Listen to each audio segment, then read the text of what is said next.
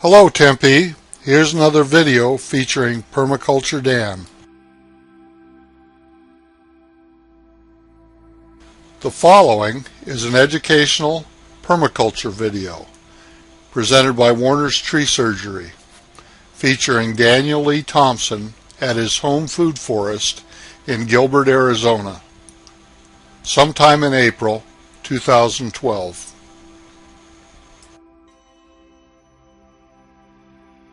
Camera comes on.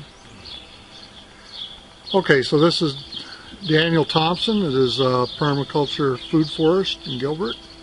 And how this kind of got started was a bit of our own family background. My grandfather was the chief forester for the entire United States during World War II and had been a career forester his entire life.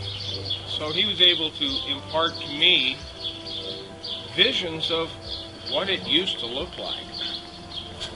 And so I always had a curiosity as into geology, natural sciences, and this sort of thing, and received tutoring from some of the finest brains in the world. Dr. Sherman Wingard in geology from the University of Albuquerque. I used to drive him around and run his camps, but he was like a walking litany of what went on here, geologically. Well, what we did in the last 500 years here is almost forgotten. That would be the fulfillment of Al Gore's The Inconvenient Truth. The tragedy is not losing something. The tragedy is forgetting that you even lost it in the first place. So how are you ever going to recover? Yeah, who would have known? Yeah, who would have known? Well, here's what the Southwest was like. First of all, ask yourself this question. What does Arizona mean? I don't know. The word Arizona. Where did it come from? Here it is. The Basques, who we now recognize as shepherds. Why? Because the Pyrenees, where they're doing all their shepherding, they were foresters first. First, they totally dismantled the forest of the Pyrenees, and so these people, the Basques, knew how to work with wood. They became the traveling boat manufacturers for the entire Spanish Armada. The English had their guys, and the French had theirs, and the Dutch had theirs. But the Spanish were the Basques. Yeah. They were the woodworkers because they had the skills. So they disassembled their forests of Europe. They built their ships, came over here, and now you had a moving ship industry on every coast, because we had pristine coasts in all of the Americas. Not one nasty thing going. Yeah. And wildlife rolling over in the millions and billions on itself in perfect harmony. In 1540, there were expeditions to explore the west coast of the Americas that made some of the first maps.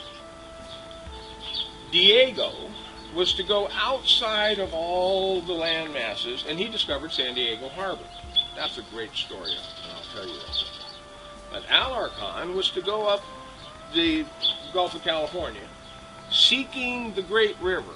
The Great River was the Colorado. The land expeditions were coming up the San Pedro, which is one of the few rivers in the world that flows north. They know that it has to flow into the Pacific. Yeah. And it does. It turns and turns through and comes out and joins the Gila River, which empties out at Yuma. But Yuma in 1540 was, Alarcon sailed in and found this river delta. It took him 2 months of sailing in the river delta just to figure out which of these huge freshwater channels was the main channel. So he sailed up to Yuma. Yeah, sailed into the river delta and sailed the delta for 2 months to determine where the main river turned and went up so they could sail all the way to Bisbee. Okay, now where did he come from the ocean to get? The ocean was there. The Gila River emptied into the Gulf of California. All this dirt that is there now was not there. So he was able to sail from the Gulf of California to Yuma. And he still did not find the Colorado River. The Colorado River, the Bill Williams River, the Gila River, 3 rivers in California, 3 rivers in Mexico, all were independent estuaries of the Gulf of California. Really? The Salton Sea is a finger bay that, because of the erosion of the 11 western states by all of the military industrial complexes who owned the place, stripped it to bedrock, erased all of this, and this is what is the result. This is what it was like in Arizona. Fully forested. We were the center of the grizzly bear zone. There were as many grizzly bears living south of us as there were living north of us. And it was Kuchnawoo, which means Fortress of the Bear. 11,000 years ago, the Ice Age stopped just north of the Mogollon Rim. That's why we have a Mogollon Rim in the state of Arizona. Instead of, had the ice come farther south, we'd have Mogollon Hills like North and South Dakota. Yeah. But the ice didn't do that. All the Colorado, Utah glaciated U-shaped valleys ended up here somewhere. In fact, it was the retreating ice shelf that relieved the weight that caused the Kaibab Plateau to rise and have the Colorado River cut the Grand Canyon. That's amazing. So, what was Arizona at that time? We were the edge of the Arctic. Now, the water systems, as land is exposed by the retreating ice, biology immediately eats what's exposed. The piece of grain that came off the bottom of the glacier flows for a while, but pretty soon it's trapped by nature. And so that's a constant, ever-enhancing equity, ever-enhancing, rolling over biosystem on top of biosystem. This is what we did to it for 500 years, called civilization. We raped it, we took all of the timber, we took all of the minerals. In fact, all of this was called overburden by the mining companies. Overburden? That's the technical term that they refer to it as. Strip all of this off, and this is yesterday, here in the state of Arizona. Yeah.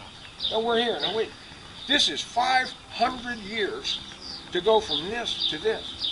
It took Europe 1,000 years to screw up their environment. It took us only 200 years here. So this was the state of being. The indigenous trout in the state of Arizona was the cutthroat trout, which is what? An Arctic char, first species south of a glacier. Where was the glacier? Just north of here. Now, ice retreats, the grizzly bear zone expands, and we were the overlapping zone between the tropical hardwood, ironwood, and then into the teaks and mahoganies and Wyakan, and then the pine northern plants. This was the overlap zone. This is where jaguars and grizzly bears overlapped. Here. So when Alarcon finally found the main channel at the river delta of Yuma, he put 2 guys on shore and said, "You're going to live on the island, and here's all the food. Don't worry about food. Here's the food. Here's your gun. Keep a fire going 24/7. A smoking fire during the day and little signal fires at night, so that we know and can navigate where this is, and you're going to call it Camp Yuma." That's how Yuma got its name. On an island in the delta of the Gila River, dropping into. This video was made in Gilbert, Arizona. The person talking is Dan Thompson. Dan can be reached at 480-688-3335.